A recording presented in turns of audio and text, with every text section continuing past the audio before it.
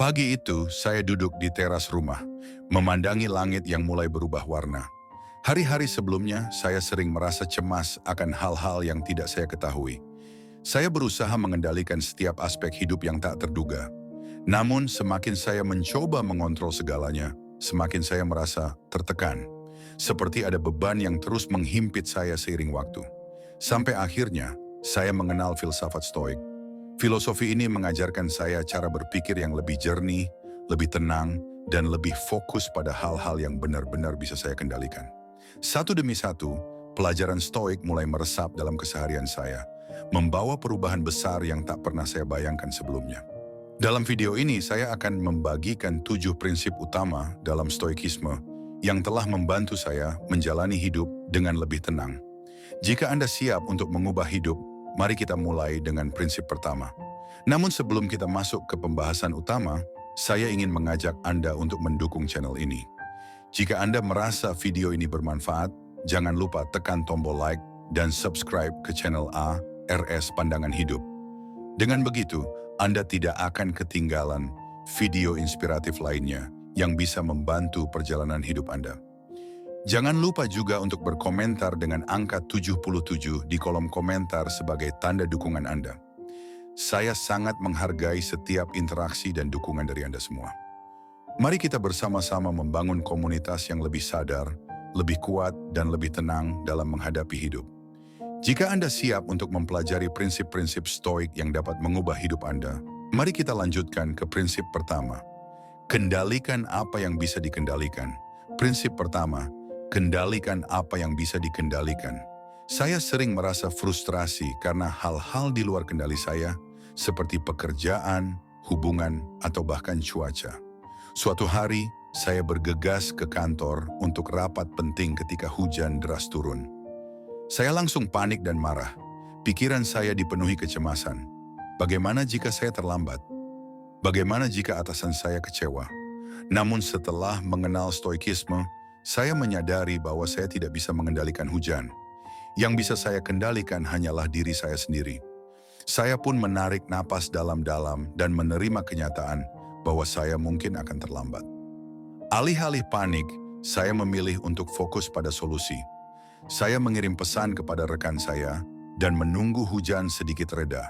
Sesampainya di kantor, rapat tetap berjalan lancar.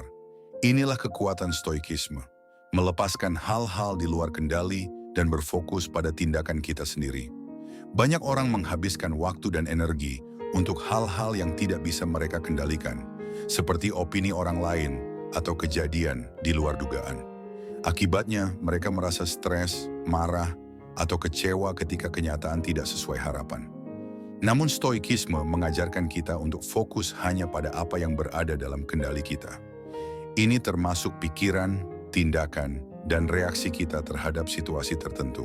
Dengan memahami batasan ini, kita bisa menghemat energi dan menggunakannya untuk hal yang lebih produktif. Saya pun mulai menerapkan prinsip ini dalam kehidupan sehari-hari.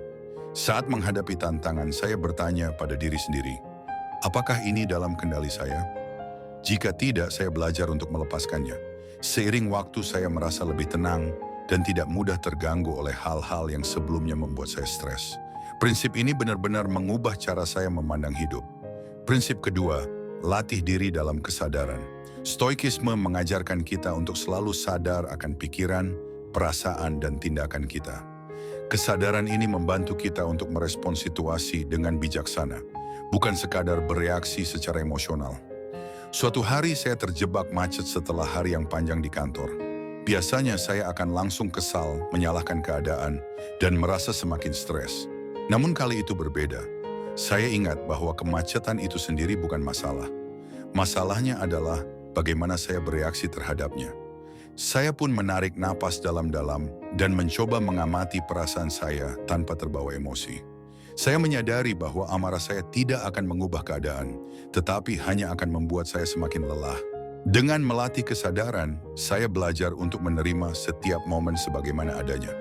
Saya mulai memanfaatkan waktu di tengah kemacetan untuk mendengarkan musik yang menenangkan, merenung, atau sekadar menikmati momen tanpa terburu-buru. Seiring waktu, saya menyadari bahwa banyak masalah dalam hidup sebenarnya berasal dari cara kita memandang dan merespons situasi, bukan dari situasi itu sendiri. Kesadaran membantu saya menjalani hidup dengan lebih tenang dan tidak mudah terpengaruh oleh hal-hal kecil.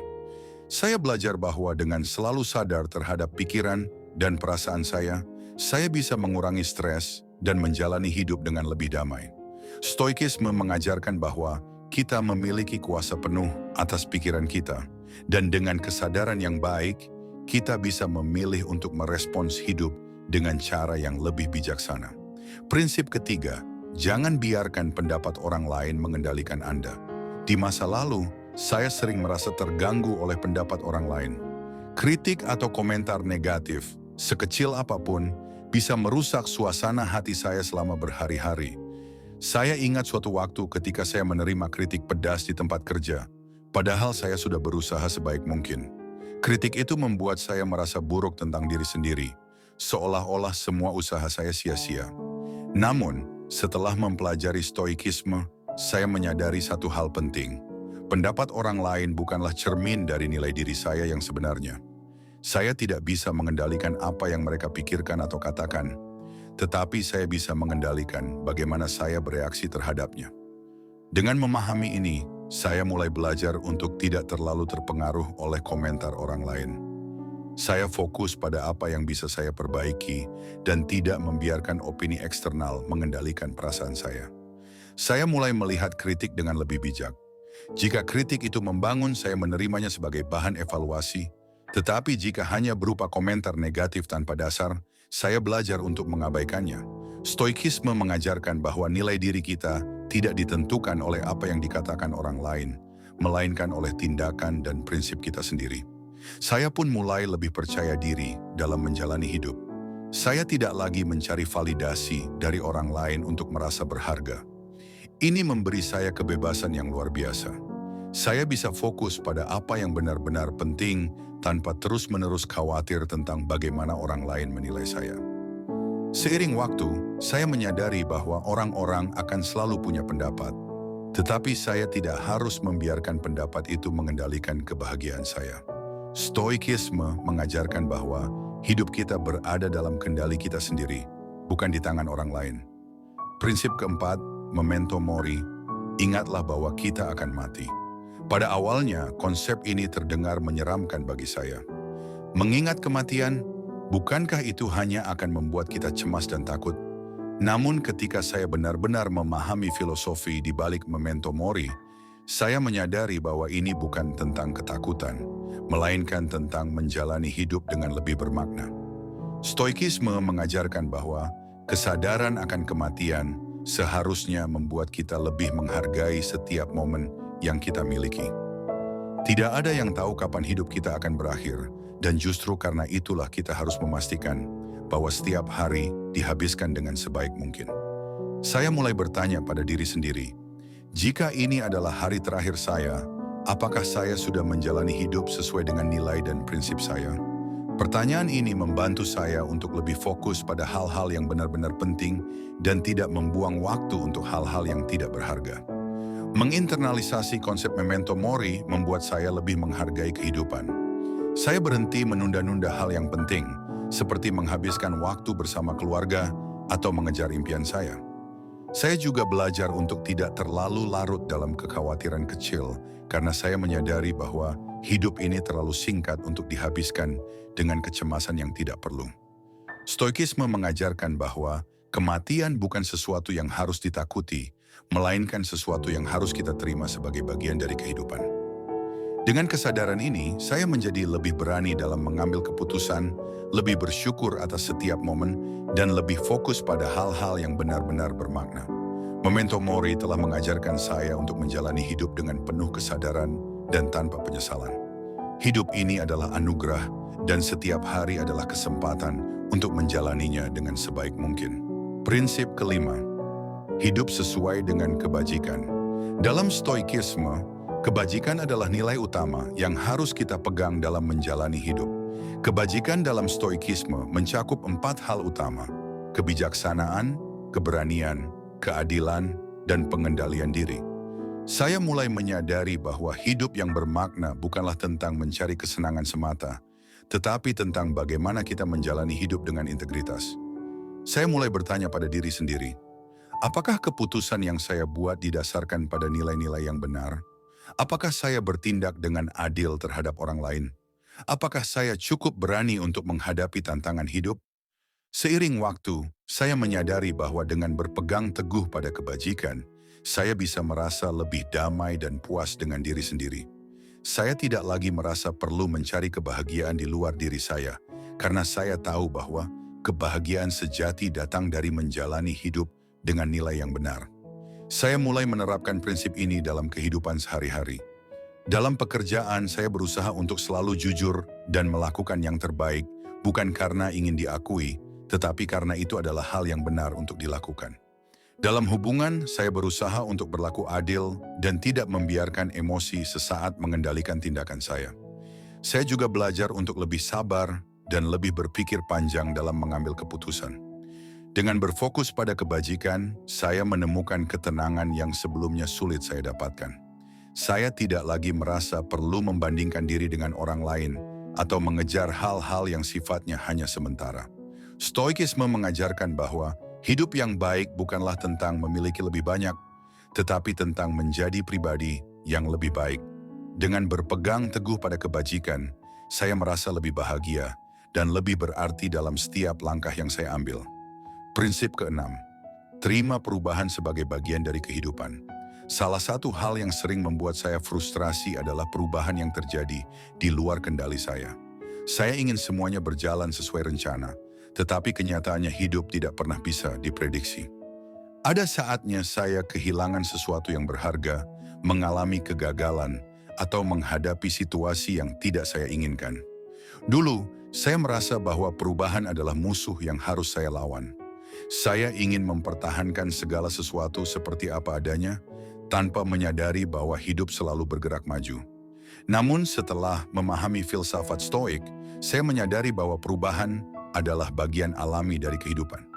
Tidak ada yang tetap selamanya, dan itu bukanlah hal yang buruk. Justru perubahan seringkali membawa kesempatan baru yang tidak kita sadari. Saat saya mulai menerima kenyataan ini, saya merasa lebih tenang. Saya tidak lagi berusaha melawan perubahan, tetapi belajar untuk beradaptasi dan tumbuh bersama dengannya. Ketika saya menghadapi perubahan yang sulit, saya mulai bertanya pada diri sendiri, apa pelajaran yang bisa saya ambil dari situasi ini? Bagaimana saya bisa beradaptasi dengan lebih baik? Dengan pola pikir ini, saya mulai melihat perubahan bukan sebagai ancaman, tetapi sebagai peluang untuk berkembang. Contohnya, ketika saya kehilangan pekerjaan yang saya anggap stabil, awalnya saya merasa hancur. Saya takut akan ketidakpastian dan merasa kehilangan kendali atas hidup saya. Namun setelah beberapa waktu saya menyadari bahwa kehilangan pekerjaan itu membuka jalan bagi peluang baru yang lebih baik. Saya menemukan karier yang lebih sesuai dengan passion saya dan akhirnya merasa lebih puas dengan hidup. Stoikisme mengajarkan bahwa kita tidak boleh terlalu melekat pada keadaan saat ini karena segala sesuatu bisa berubah. Yang penting bukan bagaimana kita menghindari perubahan, tetapi bagaimana kita menghadapinya dengan bijaksana dan tanpa ketakutan. Prinsip ketujuh, emosi bukanlah musuh, tetapi harus dikelola dengan bijak. Dalam Stoikisme, emosi seringkali disalahpahami sebagai sesuatu yang harus ditekan atau dihilangkan. Padahal Stoik bukan berarti menjadi dingin dan tanpa perasaan. Sebaliknya, filosofi ini mengajarkan bahwa emosi adalah bagian alami dari manusia, tetapi kita harus belajar mengendalikannya agar tidak menguasai diri kita. Saya dulu sering membiarkan emosi saya mengambil alih. Ketika marah, saya bereaksi tanpa berpikir panjang. Ketika sedih, saya larut dalam kesedihan dan sulit untuk bangkit. Namun setelah memahami ajaran Stoik, saya menyadari bahwa saya punya pilihan. Apakah saya akan dikendalikan oleh emosi saya, atau saya yang mengendalikan emosi itu? Saya mulai belajar untuk mengamati emosi saya tanpa langsung bereaksi. Saya memberi diri saya waktu untuk memahami apa yang saya rasakan, mengapa saya merasakannya, dan bagaimana cara terbaik untuk merespons situasi tersebut dengan tenang.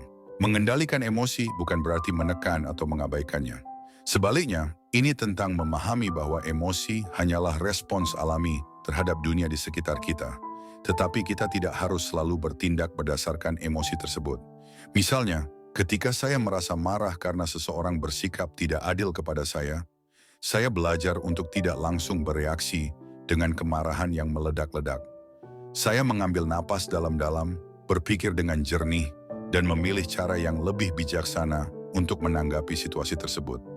Dengan latihan, saya menyadari bahwa saya tidak perlu membiarkan perasaan sesaat menghancurkan hubungan saya dengan orang lain, atau membuat keputusan yang saya sesali nanti. Stoikisme mengajarkan bahwa kita memiliki kekuatan untuk mengendalikan respons kita terhadap emosi. Dengan memahami dan mengelolanya dengan baik, kita bisa hidup dengan lebih damai, lebih terkendali, dan tidak mudah terbawa arus emosi negatif. Sejak menerapkan prinsip ini, saya mulai menyadari betapa banyak keputusan buruk yang terjadi karena emosi yang tidak terkendali. Saya melihat bagaimana orang-orang bisa bertindak ceroboh hanya karena terbawa amarah atau ketakutan. Saya juga melihat bagaimana banyak orang menyesali kata-kata yang mereka ucapkan dalam kondisi emosi yang tidak stabil. Dengan mempraktikkan stoikisme, saya belajar bahwa saya tidak harus bereaksi terhadap segala sesuatu secara impulsif. Saya memiliki pilihan untuk menunda respons saya, berpikir dengan jernih, dan bertindak dengan lebih bijak. Hasilnya, hubungan saya dengan orang lain menjadi lebih harmonis, dan saya merasa lebih damai dalam menghadapi tantangan hidup. Saya tidak lagi dikendalikan oleh emosi, tetapi saya belajar untuk mengendalikannya dengan cara yang sehat. Stoikisme benar-benar mengajarkan saya bagaimana menjadi pribadi yang lebih tenang, lebih sabar, dan lebih bijaksana dalam setiap aspek kehidupan saya. Mengendalikan emosi juga membantu saya dalam mengambil keputusan yang lebih baik. Sebelumnya saya sering terburu-buru dalam bertindak hanya karena merasa panik atau takut. Misalnya ketika menghadapi masalah keuangan, saya dulu mudah merasa cemas dan langsung membuat keputusan tanpa berpikir panjang. Namun sekarang saya belajar untuk tenang, menganalisis situasi dengan rasional, dan mengambil keputusan yang lebih matang. Stoikisme mengajarkan bahwa emosi bukanlah sesuatu yang harus ditakuti, tetapi harus dikelola dengan kesadaran penuh. Saya belajar untuk menerima emosi saya, tetapi tidak membiarkannya mendikte tindakan saya. Dengan cara ini saya menjadi lebih stabil secara emosional, lebih fokus dalam bekerja, dan lebih mampu menghadapi situasi sulit dengan kepala dingin. Stoikisme membantu saya memahami bahwa ketenangan bukan berarti tidak merasakan emosi, tetapi tentang bagaimana kita meresponsnya dengan cara yang paling bijaksana. Kini, setelah menerapkan 7 prinsip stoikisme dalam hidup saya merasakan perubahan yang luar biasa. Saya lebih tenang dalam menghadapi masalah, lebih sabar dalam menghadapi orang lain, dan lebih fokus pada hal-hal yang benar-benar penting. Saya tidak lagi berusaha mengendalikan hal-hal yang di luar kuasa saya, tetapi saya berusaha mengendalikan diri saya sendiri. Saya menerima bahwa hidup ini penuh dengan ketidakpastian, tetapi saya tidak lagi takut menghadapinya. Saya juga lebih mampu mengendalikan emosi saya, tidak mudah terpengaruh oleh pendapat orang lain, dan menjalani hidup dengan lebih bermakna. Stoikisme bukan sekadar teori bagi saya, tetapi telah menjadi panduan dalam menjalani kehidupan sehari-hari. Saya menyadari bahwa kebahagiaan sejati tidak datang dari hal-hal eksternal, tetapi dari bagaimana kita mengendalikan pikiran dan tindakan kita sendiri. Hidup menjadi lebih sederhana, lebih damai, dan lebih memuaskan. Terima kasih telah menyaksikan video ini sampai akhir. Saya harap 7 prinsip stoikisme yang saya bagikan bisa membantu Anda untuk menjalani hidup dengan lebih tenang, lebih bijaksana, dan lebih bahagia. Jika Anda merasa video ini bermanfaat, jangan lupa untuk menekan tombol like, subscribe ke channel ARS Pandangan Hidup, dan tinggalkan komentar Anda di bawah. Dengan menerapkan stoikisme, kita bisa belajar untuk mengendalikan apa yang bisa kita kendalikan, menerima hal-hal yang tidak bisa kita ubah, dan menjalani hidup dengan penuh kebijaksanaan. Saya harap Anda bisa mulai menerapkan prinsip-prinsip ini dalam kehidupan sehari-hari dan merasakan manfaatnya seperti yang saya rasakan. Sampai jumpa di video berikutnya, dan ingatlah, hidup yang baik bukanlah tentang memiliki lebih banyak, tetapi tentang menjadi lebih bijaksana dalam menjalani setiap momen.